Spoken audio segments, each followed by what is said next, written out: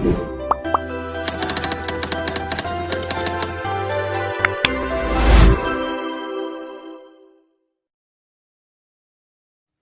दोस्तों, welcome to transient academy. तो friends, आशा રાખું છું તમે બધા મજામાં છો, મસ્ત છો। તો ફ્રેન્ડ્સ, આની પહેલાના વિડિયોમાં મેં તમને કીધું હતું કે ડિપ્લોમા અને ડિગ્રીના વિદ્યાર્થીઓ માટે નવી શરૂઆત। ઓકે, તો આપણે આ વિડિયોથી આપણે ડિપ્લોમા સેમેસ્ટર 1 ના વિદ્યાર્થીઓ માટે મેથ્સ 1 ની શરૂઆત કરી રહ્યા છીએ। ઓકે ફ્રેન્ડ્સ, ઘણા બધા લોકોને મેથ્સમાં પ્રોબ્લેમ થતી હોય છે, બરાબર, અને ઘણા બધા લોકો મેથ્સમાં ફેલ પણ થતા હોય છે। એવા બધા જ વિદ્યાર્થીઓનું આ પ્રોબ્લેમ સોલ્વ કરવા માટે મેથ્સ 1 હું 1 બાય 1 YouTube માં મૂકતો જઈશ। ઓકે ફ્રેન્ડ્સ, તો જે લોકો GTU માં ભણે છે અથવા બીજી કોઈ યુનિવર્સિટીમાં ભણે છે તો એને ઓવરઓલ સિલેબસ છે એ સિમિલર જ હોય છે, બરાબર। ડિપ્લોમાની અંદર મેથ્સ 1 ના સિલેબસ ઓવરઓલ સિમિલર જ હોય છે, બરાબર। તો એ વિદ્યાર્થીઓ મિત્રો આ બધાય વિડિયોઝનો લાભ લઈ શકે છે, બરાબર। જેને બેકલોગ આવી હોય, કેટી હોય, અથવા જે લોકો રેગ્યુલરમાં અત્યારે સેમેસ્ટર 1 ની અંદર ભણે છે, એ બધા જ વિદ્યાર્થી મિત્રોને આ બધા જ લેક્ચર્સ છે 1 બાય 1 તમે સિરીઝ જોતા જશો તો એક મસ્ત તમારે વ્યવસ્થિત રીતે આખું મેથ્સ 1 કવર કરાવી દઈશ અને તમે સાથે સાથે નોટ્સ પણ બનાવતા જજો એટલે તમને કંઈ પ્રોબ્લેમ નહીં આવે। ઓકે, આ વિડિયોની અંદર આપણે એક ખાલી સિલેબસ અથવા ખાલી કેટલા ચેપ્ટર તમારે ભણવાના છે એવું તમને સમજાવી દઉં, પછી નેક્સ્ટ વિડિયોથી આપણે ચેપ્ટર નંબર 1 થી સ્ટાર્ટ કરી દઈશું। ઓકે ફ્રેન્ડ્સ, તો મેથમેટિક્સ તમારા સબ્જેક્ટનું જે લોકો ગુજરાત ટેકનોલોજી યુનિવર્સિટીની અંદર ભણે છે એ લોકોને મેથમેટિક્સ સેમેસ્ટર ડિપ્લોમા સેમેસ્ટર 1 ની અંદર મેથમેટિક્સ સબ્જેક્ટ હશે, બરાબર। તમે ઇલેક્ટ્રિકલ છે, ઇલેક્ટ્રોનિક્સ બ્રાન્ચ, ઈસી છે, મિકેનિકલ, સિવિલ, ઓટોમોબાઈલ, કોઈ પણ બ્રાન્ચ હોય બધાયને સેમ જ મેથ્સ આવે છે, બરાબર। કોમ્પ્યુટર બ્રાન્ચ છે બધાયને, તો બધાયને આ વિડિયોનો લાભ મળવાનો છે, બરાબર। સૌથી પહેલા નંબરનું ચેપ્ટર છે ડિટરમિનન્ટ્સ એન્ડ ફંક્શન, બરાબર। ડિટરમિનન્ટ્સ એન્ડ ફંક્શન, બરાબર, એનો મતલબ કે નિશ્ચયક અને વિધેય। હવે સૌથી પહેલા એવું હતું કે અમે જ્યારે ભણતા હતા ત્યારે ડિટરમિનન્ટ્સ, મેટ્રિક્સ અને ડિટરમિનન્ટ્સ હતું, બરાબર। હવે આ લોકોએ શું કર્યું, થોડોક અત્યારે નવો સિલેબસમાં તમારે નવા સિલેબસમાં થોડોક ફેરફાર કરી નાખ્યો અને અમાર ફંક્શન અને લિમિટ અમારે સાથે આવતું, બરાબર। ફંક્શન અને લિમિટ અમારે સાથે આવતું અને ખરેખર ફંક્શન અને લિમિટ સાથે જ ભણવાની વસ્તુ છે, બરાબર। અને ફંક્શન અને લિમિટ અમારે સેકન્ડ સેમેસ્ટરમાં આવતું, આ લોકો આજે વખતે હવે નવા સિલેબસમાં ફર્સ્ટ સેમેસ્ટરમાં એડ કરી નાખ્યું છે। ઓકે, તો સૌથી પહેલા તમારે ડિટરમિનન્ટ ભણવાનું છે। ડિટરમિનન્ટ એટલે કે નિશ્ચયક છે, બરાબર। એટલે પહેલા ચેપ્ટર નંબર 1 ની અંદર ડિટરમિનન્ટ અને ફંક્શન છે, 16 માર્કનું વેટેજ છે। ઓવરઓલ જે આપણું 70 માર્કનું પેપર હોય ને એમાંથી અહીં વેટેજ લખેલા છે, તમને આ પહેલા ચેપ્ટરમાંથી 16 માર્કનું પૂછાય છે, બરાબર। એટલે 16 માર્કનું એ તમારા ચેપ્ટરનું વેટેજ છે। એમાં આપણે ત્રણ ટોપિક કવર કરવાના છે, નિશ્ચયક એટલે કે ડિટરમિનન્ટ, બરાબર, ત્યાર પછી વિધેય એટલે કે ફંક્શન, ઓકે, અને ત્રીજા નંબરનું છે લઘુગણક એટલે કે લોગેરિધમ। આ ત્રણ ટોપિક તમારે કવર કરવાના છે। જૂના સિલેબસમાં એવું હતું કે લોગેરિધમ એક પોતે જ ચેપ્ટર હતું, ડિટરમિનન્ટ અને મેટ્રિક્સ એક અલગ ચેપ્ટર હતું, બરાબર। હવે એવું કહ્યું છે કે લોકોએ લઘુગણક એટલે કે લોગેરિધમને આની અંદર જ લઈ લીધું છે, એટલે નાનકડા ટોપિક આ 16 માર્કની અંદર લોગેરિધમ પણ પૂછાશે, ફંક્શન પણ પૂછાશે અને ડિટરમિનન્ટ પણ પૂછાશે, બરાબર। 16 થી માર્ક વધી પણ શકે છે, ઘટી પણ શકે છે, ઈ ડિપેન્ડ્સ ઓન પેપર સેટર ઉપર આધાર રાખે છે, ક્લિયર। એટલે ચેપ્ટર નંબર 1 આપણે આ કવર કરવાનું છે, ડિટરમિનન્ટ એન્ડ ફંક્શન, એમાં નિશ્ચયક, ફંક્શન અને લઘુગણક, ક્લિયર। ચેપ્ટર નંબર 2 છે તમારું ટ્રિગોનોમેટ્રિક્સ, બરાબર, ત્રિકોણમિતિ। ત્રિકોણમિતિની અંદર ઘણા બધા ટોપિક છે, ઓવરઓલ 14 માર્કનું એનું વેટેજ છે, બરાબર। આખા પેપરની અંદર તમારે 14 માર્કનું ત્રિકોણમિતિ પૂછાશે, તો આગળ તમે 10મા ધોરણમાં ભણીને આવ્યા છો, બરાબર, તો એ ત્રિકોણમિતિ, બરાબર, એ બધું વ્યવસ્થિત રીતે પાછું તમારે અહીંયા રિટર્ન ભણવાનું છે અને સાવ સિમ્પલ છે, બહુ એટલું કઈ અઘરું નથી, બરાબર।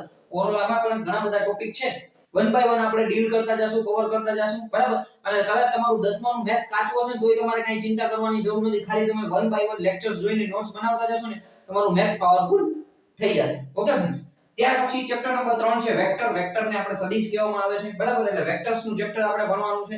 એમાં આપણે 14 માર્કનો સેમ એઝ ઇટ ઇઝ 14 માર્કનું વેટેજ છે અને સાવ સિમ્પલ છે, પાસ થવામાં તમે જોવા જાવ તો પહેલા નંબરનું અને બીજા નંબરનું ચેપ્ટર, ત્રીજા નંબરનું જે ચેપ્ટર છે બહુ મહત્વ ધરાવે છે।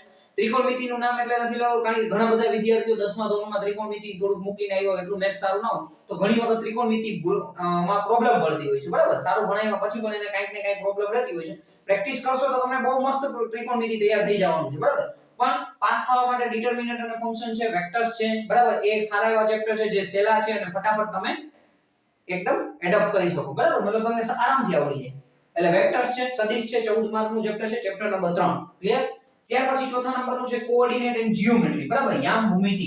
હવે અમે ભણતા ત્યારે યામ ભૂમિતિ હતું, પછી વચમાં સિલેબસમાંથી નીકળી ગયું, અત્યારે પાછું સિલેબસમાં એડ કર્યું છે, બરાબર। એટલે યામ ભૂમિતિ આપણે કોઓર્ડિનેટ એન્ડ જીઓમેટ્રી યામ ભૂમિતિ ભણવાનું છે, આ પણ સાવ સિમ્પલ આપણું ચેપ્ટર છે, 14 માર્કનું એનું વેટેજ છે, બરાબર। 70 માંથી 14 માર્કનું તમને યામ ભૂમિતિ પૂછાઈ શકે છે અથવા થોડાક માર્ક આગળ પાછળ પણ થઈ શકે છે, ઓકે। ત્યાર પછી છે લિમિટ, જેને ગુજરાતીમાં લક્ષ કહેવામાં આવે છે, ચેપ્ટર નંબર 5 છે, આપણે લિમિટ લક્ષ ભણશું। બરાબર. હવે લક્ષ પણ same as it is 12 mark નું છે. જ્યારે અમે ભણતા ત્યારે સેકન્ડ સેમેસ્ટરમાં ફંક્શન અને લિમિટ બે સાથે આવતું.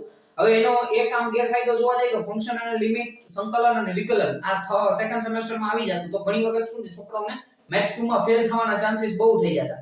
કારણ કે મેઈન વસ્તુ ફેલ થવાના ચાન્સીસ વધારે છે એટલે આ લોકોએ શું કર્યું છે કે ભાઈ થોડા આમ ચેપ્ટર આગળ પાછળ કરી નાખ્યા, જેને લીધે થોડું મેથ્સ 1 ઈઝી થઈ જાય. અને મેથ્સ 1 તો અમે ઈઝી જોઈએ છે, તો મેથ્સ 1 માં તમને આ જો ફંક્શન અને લિમિટ આવી જાય તો એક તમારે સારું એવું કવર થઈ જાય. સેકન્ડ સેમેસ્ટરમાં તમારે સામે મેટ્રિક્સ ને એ નાખી દીધું છે, બરાબર, તો એ તમને થોડો પાસ થવામાં ઈઝી રહે. કારણ કે મેથ્સ 2 માં ફેલ થવાની શક્યતા વધારે હોય છે. ક્લિયર? તો એટલે શું કર્યું છે થોડાક ચેપ્ટર આગળ પાછળ કરીને એ લોકો મેથ્સ 1 ટુ મેથ્સ 2 નવું બનાવ્યું, એટલે કે ભાઈ વિદ્યાર્થીનો એક પાસ થવાનો વર્ગ વધી જાય, નાપાસ થવાની સંખ્યા ઓછી થાય. ઓકે, એટલે આ 5 ચેપ્ટર છે. પાંચે 5 ચેપ્ટરના લેક્ચર્સ હું તમને વ્યવસ્થિત રીતે ડીલ કરીશ અને YouTube માં બધાય ફ્રી ઓફ કોસ્ટ મૂકી દઈશ. ઓકે ફ્રેન્ડ્સ, તમારે ખાલી એટલું કરવાનું છે કે તમારે વ્યવસ્થિત રીતે લેક્ચર જોવાનો છે અને એની નોટ્સ બનાવતી જવાની છે. બરાબર, હું તમને સાથે સાથે પ્રેક્ટિસના દાખલા પણ આપીશ. એ દાખલા તમારે વ્યવસ્થિત રીતે તમે પ્રેક્ટિસ કરશો તમને આરામથી મેથ્સ કવર થઈ જશે. અને પાસ તો ન્યાની વાત છે. તમે જો વ્યવસ્થિત રીતે નોટ્સ જોઈ, મતલબ લેક્ચર જોઈને નોટ્સ બનાવશો તમે પાસની સ્કોર કરી જશો. બરાબર, 50 એની વધારે માર્ક તમને આરામથી આવી જશે.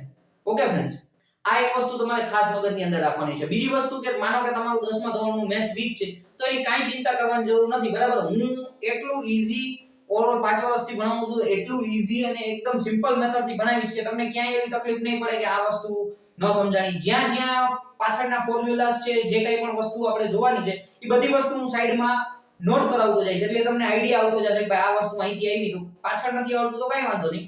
એક વસ્તુ એ છે કે અત્યારે તમને આવડી જાય. ક્લિયર? ખાસ એટલે તમારે આ 5 ચેપ્ટર છે, બરાબર, પાંચે 5 ચેપ્ટર વ્યવસ્થિત રીતે તૈયાર કરવાના છે. અને મેથ્સ છે એ છે ને એ આપણા એન્જિનિયરિંગનો પાયો છે. આમ જોવા જાવ તો ડિપ્લોમા અને ડિગ્રીની અંદર તમારે આગળ ડિગ્રી ભણવા જતા હોય તો એ મેથ્સ આવવાનું છે. અત્યારે તમારે મેથ્સ 1 અને મેથ્સ 2 ભણવાનું છે, બરાબર. સેકન્ડ સેમેસ્ટરમાં મેથ્સ 2 આવશે.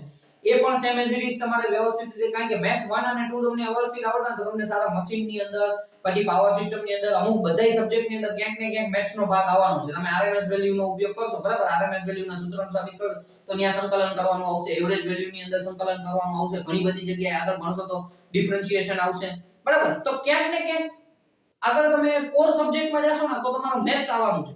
એટલે મેઈન વસ્તુ એ છે કે તમને જો વ્યવસ્થિત રીતે મેથ્સ આવડતું હશે ને તો તમારા બીજા સબ્જેક્ટ છે ને તમને થોડા ઈઝી લાગવા માંડશે.